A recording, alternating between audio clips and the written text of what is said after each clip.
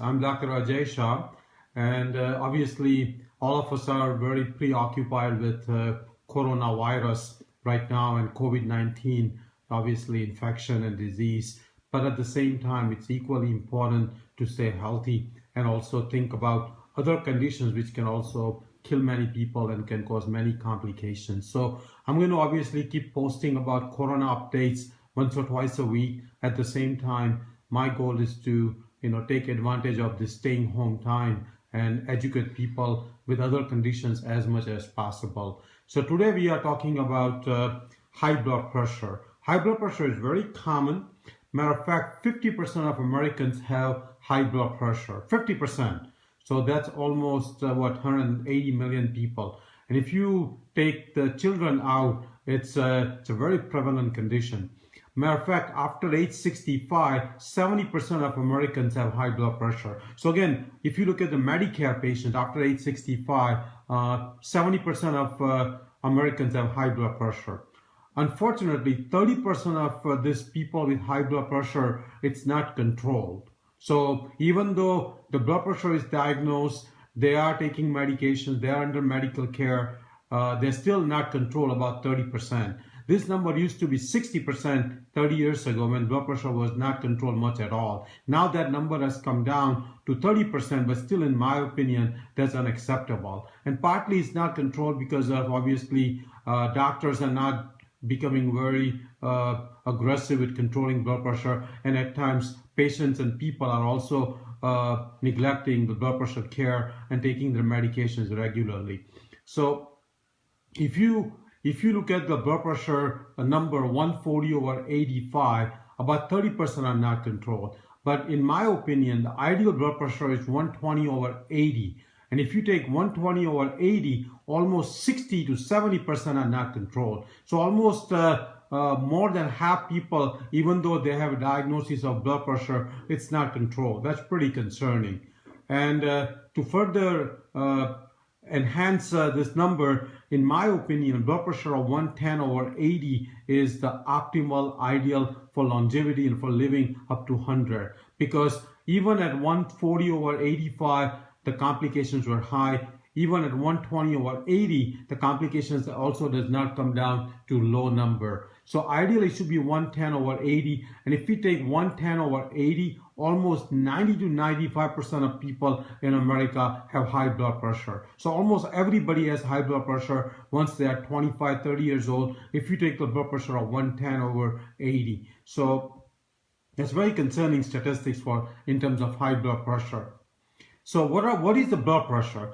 Blood pressure is measured in two numbers, systolic blood pressure and diastolic blood pressure. Systolic blood pressure is the one which is the top number. Diastolic pressure is the one which is the bottom number. Systolic pressure happens when the heart contracts and sends the blood out to the blood vessels. And that blood gushing into the blood vessels creates the pressure going in a tube type system in the blood vessels and creates a pressure, and that number is the systolic pressure. The diastolic pressure is created when heart is relaxing actually, and the blood vessels and the wall comes back to the normal state, and that creates itself a pressure. So both systolic and diastolic pressures are important. As we get older, systolic blood pressure is more important. Particularly after age 50, systolic blood pressure is typically the only number which we follow. Diastolic pressure is very important below age 50. So let's see how we define the high blood pressure. High blood pressure, like normal, I said, is 120/80. No, 120/80 is normal. And possibly 110/80 could be even ideal and best blood pressure. But let's see 120/80. The second number is elevated blood pressure, and that's 120 to 129 and less than 80. And then high blood pressure stage 1, which is 130 to 139, and diastolic pressure, the bottom number of 80 to 89. And then high blood pressure stage 2 is 140 or higher and 90 or higher diastolic. And then high blood pressure emergency, where you have to see the doctor right away, is any blood pressure, systolic blood pressure above 180 and diastolic blood pressure above 120. So these are the blood pressure numbers when we diagnose blood pressure and when we follow. So how to measure blood pressure? Obviously, the most common way you get to know your blood pressure is when you go see your doctor and doctor or medical assistant takes your blood pressure. Their blood pressure is very accurate, typically taking in a resting state after a few minutes of sitting, typically taking in the right arm. It should be checked by doctor's office minimum once a year, preferably twice a year. Now you can actually monitor your blood pressure at home. There are Amran and many other Walmart brands, many other brands available which cost only about $45 to $50, and you can actually monitor your blood pressure at home just with a simple machine. I have my blood pressure machine at home. I take it at least 3-4 times a week, sometimes every day, and it's very easy. You can put a cuff on your arm, press a button on the machine, and it gives you your blood pressure reading. And most machines have memory now, so you can track how your blood pressure is. Some machines actually can give you a weekly and monthly average. So blood pressure machines are very cost effective, very simple, very easy to do. And in my opinion, anybody who has high blood pressure should own a blood pressure machine. $45 to $50. Worth it? I strongly advise to get it today if you have a high blood pressure. There's another way of taking the blood pressure. It's called ambulatory blood pressure monitoring, where you actually measure the blood pressure for 24 hours all the time. And that reading actually gives you much more blood pressure with activity, blood pressure during sleep, and that reading actually sometimes is more predictable of what complications will happen with blood pressure more than just taking blood pressure at home. So ambulatory or 24-hour blood pressure is also very important. The reason sometimes taking blood pressure at home is very important because there is a condition called white coat high blood pressure, white coat hypertension. When you go to doctor's office, blood pressure is high, but typically at home it's normal. So if you take your blood pressure readings and machine from home to the office, and if your blood pressure is at home are normal, and if your doctor has a high blood pressure reading, this is typically white coat high blood pressure, and many times that may or may not require the treatment. So definitely taking blood pressure at home is very, very important. I would advise all people with high blood pressure to have their own machine at home. I have my own machine at home. So what are the common causes of high blood pressure? So again, high blood pressure is divided into primary hypertension, or we used to call them essential hypertension. We don't call them essential hypertension because there's nothing essential about it. Matter of fact, all blood pressures are abnormal. So primary hypertension or primary blood pressure, which is very common, which typically happens because of our lifestyle. So what causes the primary high blood pressure? Primary high blood pressure, the most common reason is obesity or overweight. We'll talk about that in a second. Lack of physical activity or no exercise also can cause high blood pressure. Too much salt in the diet can cause high blood pressure. Too much alcohol can cause high blood pressure. Stressful life can also cause high blood pressure. As we get older, high blood pressure happens, and sometimes genetics and certain race have higher chance of high blood pressure, like African Americans. Smoking also can cause high blood pressure. Smoking fortunately has come down. Still 17%, still pretty high, but has come down in the last 25 years. But again, the number one common reason for high blood pressure, in my opinion, is obesity or overweight. About 38% of Americans are obese, which is BMI above 30, and about 70-75% are overweight or obese, which is BMI above 25. And that's the reason high blood pressure has become very common. Like I said earlier, high blood pressure is as common as 50% of Americans. That's very concerning. So what symptoms or what high blood pressure make you feel? Most of the time, high blood pressure is very silent. That means you don't feel anything. And that's the reason the high blood pressure is called silent killer. Silent killer, actually. It underneath corrodes your blood vessels, causes a lot of many complications. We will talk about it, but many times there are no symptoms of high blood pressure. So only way you know how you have a high blood pressure is if you measure it. And that's the reason I keep stressing to measure your blood pressure at home, because you could be feeling fine and still have a high blood pressure. But if you have very high blood pressure, particularly above 180, there are certain symptoms that can cause severe headache, fatigue, vision problems, sometimes chest pain, shortness of breath and difficulty breathing, sometimes irregular heartbeat, sometimes blood in the urine. So there are very uncommon symptoms of high blood pressure, but the key thing to remember is that high blood pressure many times is silent and does not cause any symptoms at all. So let's talk about what the complications of high blood pressure. High blood pressure can cause many complications. Matter of fact, high blood pressure affects the whole body, actually whole body, because when the blood pressure is high, it makes blood vessels, including small blood vessels, narrow by causing plaque buildup, and that narrow blood vessels provides less oxygen, less nutrients to the every cell of the body, and then can cause many complications. But let's talk about the major complications right now. The major complication is brain complications, which include stroke, which is very obviously concerning. It can cause dementia or memory loss by causing small blood vessels to have plaque buildup. And if your blood pressure is suddenly very high, particularly about 200, it can cause encephalopathy or mental confusion. The second common complication of high blood pressure is heart-related complications, which high blood pressure can cause heart attack, heart blockage. It can cause thickness of the heart muscle, which can lead to heart failure. It can cause weakness of the heart muscle, which can also cause heart failure. It can cause heart muscle enlargement. It can cause a lot of irregular heartbeats, particularly atrial fibrillation, which is the irregular beat from the upper part of the heart. So heart complications are equally high when a person has a high blood pressure.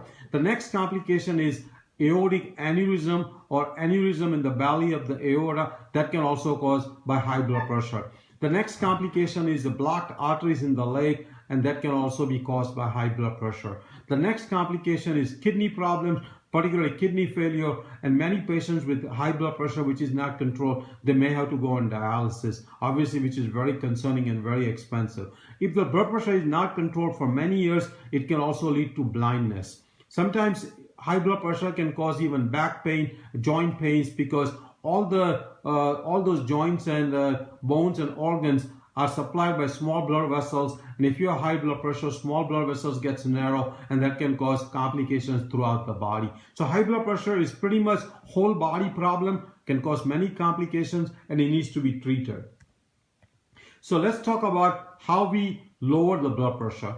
The number one approach is lifestyle changes, and we will talk about those lifestyle changes in detail. But let's see what is been commonly used. So when you go to a primary care physician, the most common thing they will do is prescribe a medicine. And there are typically 5 classes of medication. We'll talk about each one of them. One of them is called ACE inhibitor. The common names are lisinopril, ramipril, and those medications have been around for 30-40 years. Very safe medicine, very common medicine, can bring your blood pressure down by 20 points. Sometimes that medicine can cause cough. So if you're having any cough with that kind of medications, make sure you reach out to your doctor and primary care physician. The next class of medications are ARB, which are angiotensin receptor blocker, which is typically the most common class right now. Very benign medicine, very safe medicine, does not cause any cough, and it has the lowest side effect. Sometimes it can cause kidney issues, so make sure if you are on ARB type medication, you also watch out for any kidney problems. It can also raise your potassium.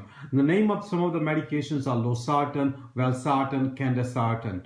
Very good medicine, very common medicine. The third common class is calcium channel blockers. Many of you have heard about medicine called Norvasc or amlodipine. Very safe medicine, very strong medicine, very good medicine. So again, that's the third class of medicine, also very tolerable class of medicine. The fourth class we use is diuretic, or we commonly call them water pills. Some of you have heard about hydrochlorothiazide or Lasix or Diazide. That kind of medication also can lower the blood pressure. The last class of medication which we use less and less are beta blockers. Some of you have heard name Toprol or atenolol or carvedilol or Corac. Those medications are also good medicine for blood pressure. Typically the second or third class. I use less and less beta blocker medicine because of the side effects. Most commonly used medication right now for high blood pressure are the angiotensin receptor blocker or ARB, very well tolerated medicine. And second class is the calcium channel blocker, particularly Norvasc or amlodipine type medicine. Many of you who have high blood pressure are on those two classes of medicine. The most important thing I want you to know right now,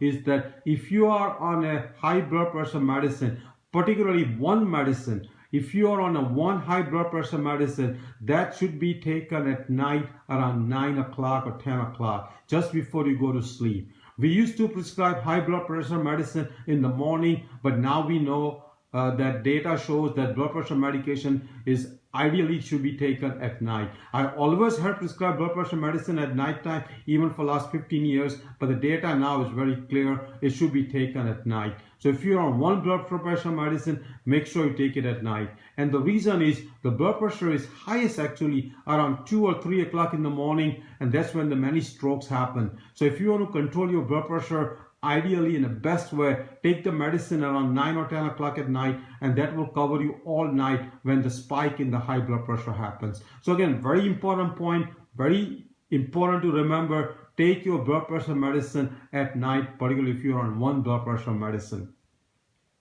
Let's talk about what other causes can cause high blood pressure, and then we'll talk about the lifestyle changes, because lifestyle changes are very important, and I want to reserve 15-20 minutes on lifestyle changes. So there are we call secondary hypertension or other causes of high blood pressure. Secondary high blood pressure could be caused by kidney artery blockage. Kidney artery blockage, very uncommon, but need to be monitored, need to be checked.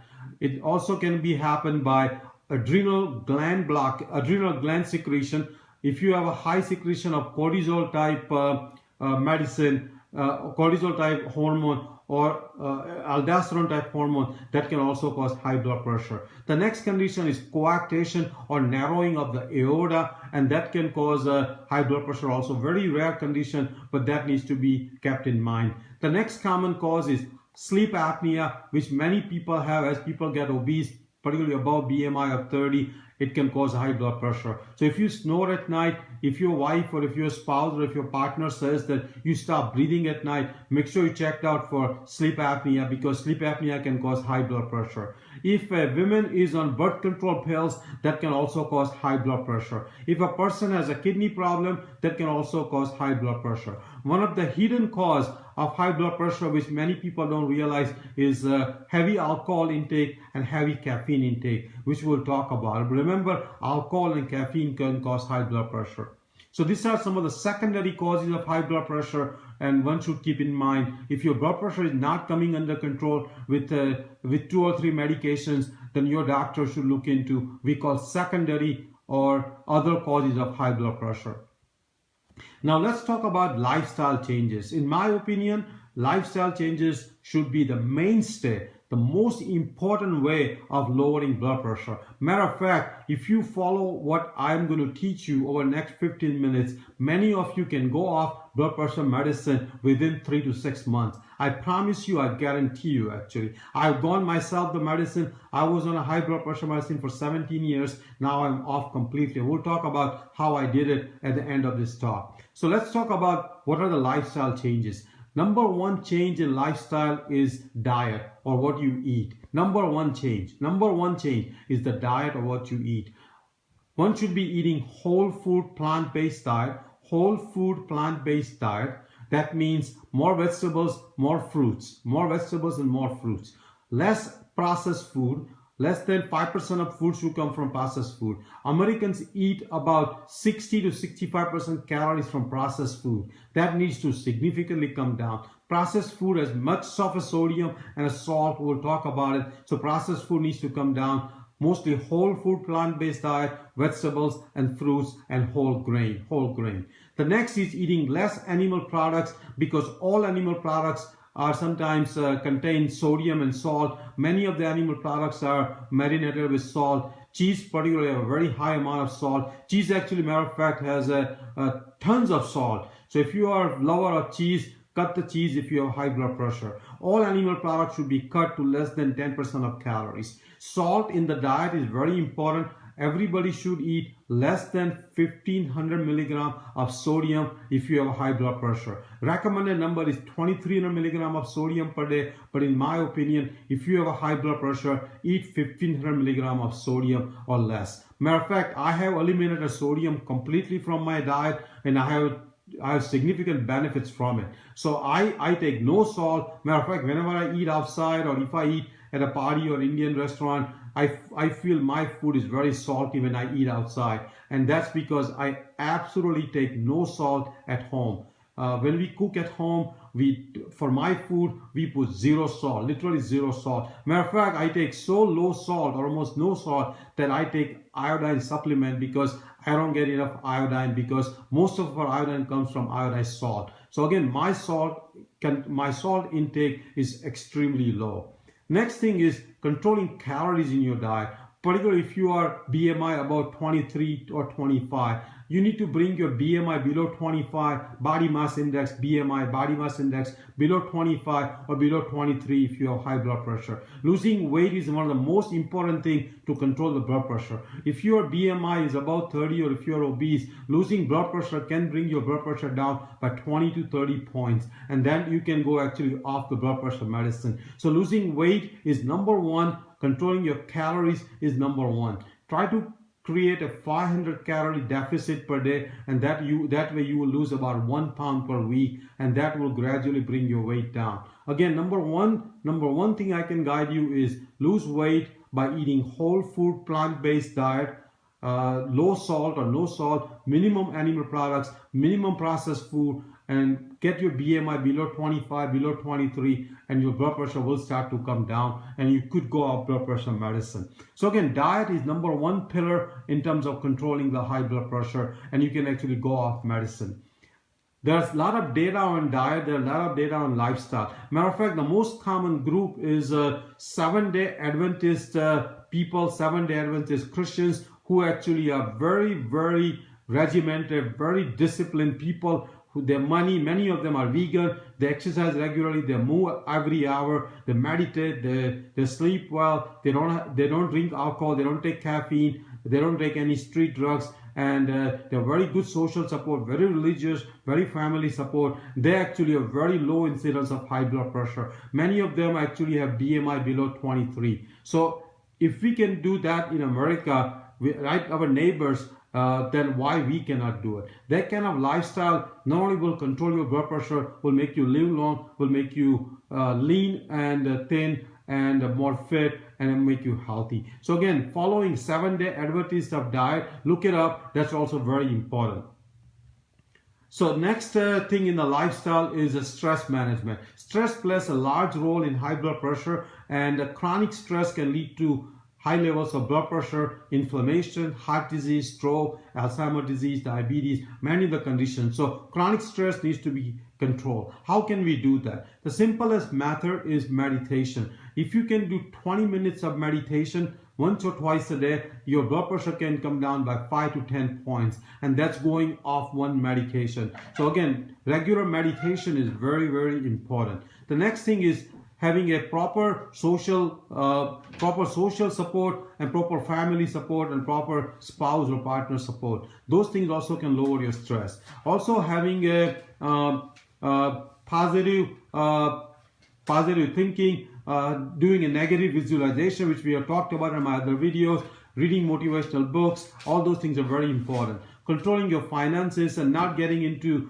living paycheck to paycheck is also very important, because that can also cause chronic stress. If you have chronic stress, reaching out to a counselor or a psychologist is very important to resolve some of the mental issues. Friends and family is very important. Spiritual practice is very important. Being religious is very important. Visiting church, visiting synagogue, mosque, temple is also very important. Also, having forgiveness mentality is very important, and living optimistic life is very important. So again, controlling stress is one of the main pillars of controlling the blood pressure. Next important thing is sleep. People who have poor sleep, they tend to have very high blood pressure. So you should know how many hours you are sleeping at night. There are simple way of tracking the sleep. You can own a Fitbit type device, many other small devices which now cost between $50 and $60, and you can track your sleep at night. Try to get into at least hour to hour and a half of deep sleep, and at least hour and a half of REM sleep. But total hours should be 7 hours a night. Again, we take sleep for granted. We take sleep as a waste of time, but in my opinion, sleep is as important as exercise, as important as diet, as important as stress management. So make sleep as your priority. Sleep minimum 7 hours every night. I sleep 7 hours to 7 hours 20 minutes. I've tracked my sleep for last 3 years by my Fitbit device, and I can tell you that my sleep for last 3 years have been consistently 7 hours. A lot of deep sleep, a lot of REM sleep, and I take sleep very, very seriously. And I go to sleep on time around 9:30, 10 o'clock, and I wake up at 6:15 and get the best sleep I can. So if you're not sleeping, improve the sleep hygiene. How can we improve the sleep hygiene? So improving sleep hygiene is very simple. Some simple steps you can take, which we have talked in other videos before, but let me summarize some of the simple things you can do for improving your sleep. Number one, have a consistent sleep hours. So if you're sleeping at 10 o'clock at night, sleep every night at 10 o'clock, including on the weekends. Sleep at 10 o'clock on weekends also. And wake up at fixed time around 6:30. If you're waking up, try to wake up every morning the same hours, including weekend. Second thing is expose yourself to sunlight in the morning if possible. If you don't get enough sunlight, if you're living in a Michigan or other states, then have a high lux light, like 10,000 lux lights in the morning, and try to spend half an hour into 10,000 lux light. We have a 10,000 lux light in our kitchen, and every morning before I leave for work, I try to sit 15-20 minutes in that high lux light. The next thing is regular exercise. 30 minutes of cardio exercise before 7 p.m. will improve your sleep. Next thing is lowering your bedroom temperature to 66, 68 degree. That will drop your core temperature, will improve the sleep. Taking a hot shower before going to the bed also helps. Wearing a minimum clothes at night also improves your sleep. Eliminating blue light, typically which happens because of the phones, iPads and TV, eliminating them after 7 p.m. also improves sleep. Keeping your bedroom dark, keeping it noise free also improves sleep. Not having alcohol at night particularly also improves sleep. Alcohol can put you to sleep, but that sleep is a very poor quality sleep, and actually I highly recommend that if you don't use alcohol as a sleep aid or sleep medicine. Taking sleep medicine is definitely no. People who take sleep medicine live actually less than people who don't take it. So sleep medicine is absolutely no. Try to improve your sleep by regular natural way of doing it. I have a separate video on sleep, which I'll try to record it again. But again, look up that video. Very important you have a good sleep. Next important pillar to lower the blood pressure is exercise. People who walk 30 minutes every day, they can lower the blood pressure by 5 to 10 points. Very important you walk every day. If you can jog or run, that's even better. And regular exercise will definitely lower your blood pressure. Doing regular weight training or strength training is also very important. Doing stretches, yoga, Tai Chi type exercise can also lower your blood pressure, because not only it helps the cardio type exercise, but it also can lower your stress. So exercise should be part of blood pressure treatment. Everybody who has high blood pressure should minimum walk 30 minutes a day. And 30 minutes is not that hard. You can walk in your house, you can walk on a treadmill, you can go to gym and walk, or you can, if you cannot walk, then you can do a stationary bike, you can do elliptical, and you can do many other cardio type activity. You can swim also. So again, regular cardio exercise is very important. Some of the simple things are walking in the nature, exposing yourself to sunlight is very important. There is some data that exposing to sunlight also can lower your blood pressure. Sunlight will obviously make vitamin D, and that will also help to lower the blood pressure. There are certain supplements you can take to lower the blood pressure. Number one, most common is omega-3, which you can take either algae-based omega-3, which is a vegan omega-3, or you can just take regular fish oil type tablets. Taking vitamin D supplement is very important. Taking coenzyme 10 also can lower your blood pressure. Taking magnesium supplement also has some role. Talk to your doctor if magnesium supplement can help. If you are in habit of having a drink, having some kind of beverage, then hibiscus tea is the most important. Hibiscus tea actually can lower your blood pressure itself, and that's very tasty. So having regular hibiscus tea also can lower your blood pressure. Taking probiotic also can lower your blood pressure by improving your gut flora and microbiome. So let's talk about 3 things which in my opinion are very important. Number one, alcohol. Alcohol, even having 2 drinks per night for male, which is an allowed amount, can cause high blood pressure. Binge drinking can also keep the blood pressure high for 3 to 4 days, and even one drink in male every day can cause a high blood pressure. Obviously for female, even lesser drink can cause high blood pressure. So if you have high blood pressure, try to cut down your drinks, cut down your alcohol, and best thing would be if you can eliminate the alcohol. I will tell you my story which I have done for last 1 month at the end of this talk, but again, alcohol is alcohol has to go. The next one which we take it granted is coffee or caffeine. Many people are very sensitive to coffee. Drinking more than 2 cups of coffee can definitely raise the blood pressure, and if you have high blood pressure, cut down your coffee or caffeine to less than 2 cups a day. Ideally, caffeine should be 0 if you have high blood pressure, particularly if your blood pressure is not able to come under control. So if your blood pressure is not coming under control, and if you are multiple medications, instead of keep adding more medications, cut the alcohol to 0, cut the caffeine to 0, and your blood pressure can come down. And we'll talk about what happened to my blood pressure over the last 4 weeks also. And the next obviously is the salt. There are certain medications which can also raise blood pressure, which could be kind of a hidden actors or kind of actors or medications which you may not be aware of. So let's go through a list of medications which can cause high blood pressure. The most common are the non-steroidal, we call it, which is the common one is ibuprofen or Motrin. That can definitely raise your blood pressure. So if you're taking regular ibuprofen or Motrin for joint pains or other things, then cutting them down or lowering the dose to minimum will lower your blood pressure. The next one is if you are on any prednisone or steroids, that can also raise your blood pressure. A woman who is on birth control pills can also have high blood pressure, and eliminating birth control pills, particularly estrogen based, also can lower your blood pressure and can many times normalize. People who are on diet pills also can cause high blood pressure. Talk to your primary care physician if your blood pressure starts to rise after starting the diet pill, and that may need to be stopped. Many people take decongestant type medicine like Sudafed, that is like almost like an adrenaline, and that can also raise your blood pressure. So if you're taking regular decongestant for sinus problems or any kind of congestion in the nose, then cutting them down or stopping them can also lower your blood pressure. Many of the migraine headache medications can also cause high blood pressure. Some of the antidepressant medication can cause a high blood pressure, so talk to your primary care physician. So let's talk about what you must do if you have a high blood pressure.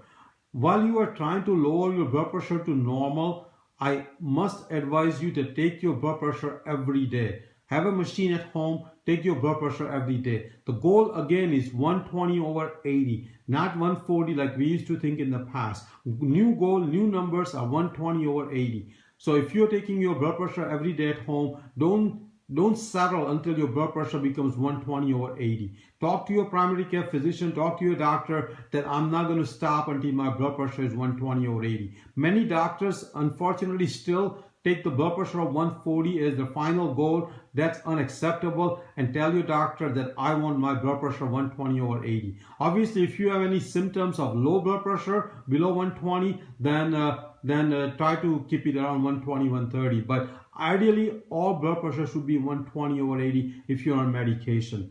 Once your blood pressure is controlled and once you're on right track and you are doing well, then taking blood pressure once a week is minimum in my opinion. I take my blood pressure 3-4 times a week, and typically I monitor them. I have a memory in my machine, so I know what my average blood pressure is for the last 30 days.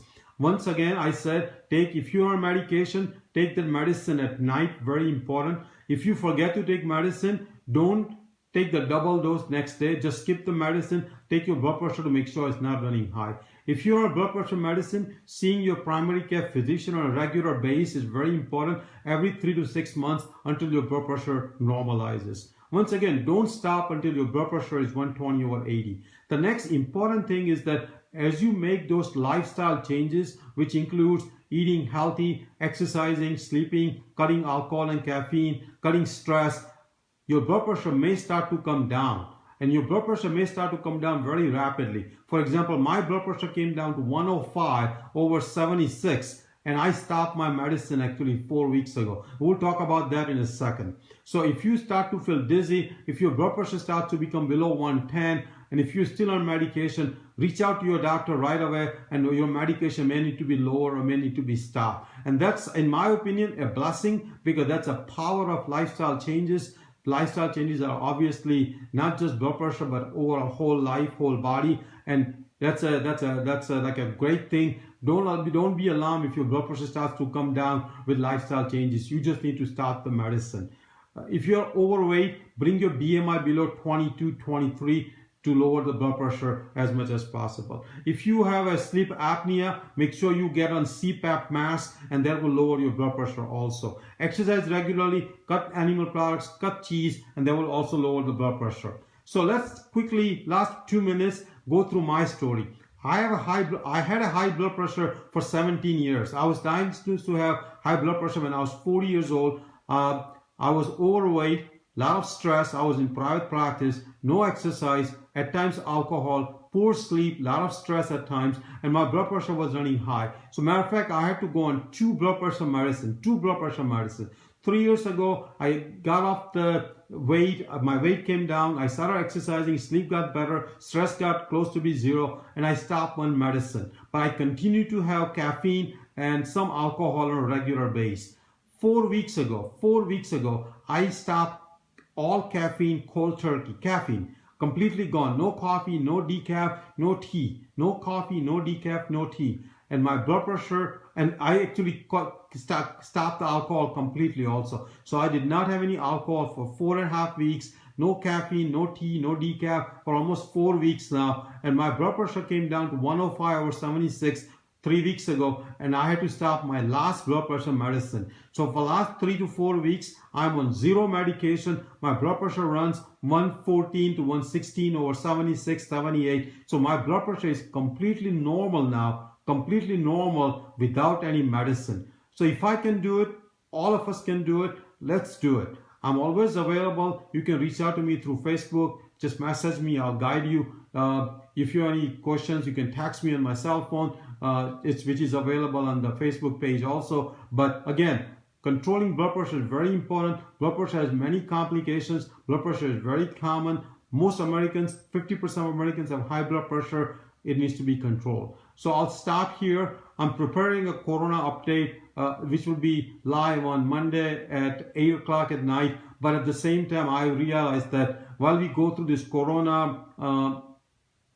fear and Corona issue itself, we should also be smart enough learning about other things, particularly while we are staying home and why we are extra free time on our hand right now. So again, let's stop.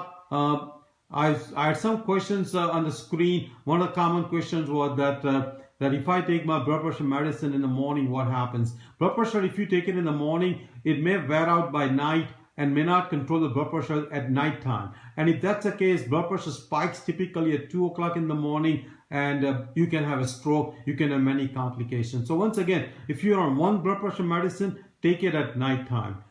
This video will be available on our Facebook page. You can review it again and again, and I'll try to post it on YouTube also. So again, I'll stop here. If you have any questions, go ahead and text me or send on a Facebook page, and I'll answer them. Thank you, and have a great afternoon. Thank you.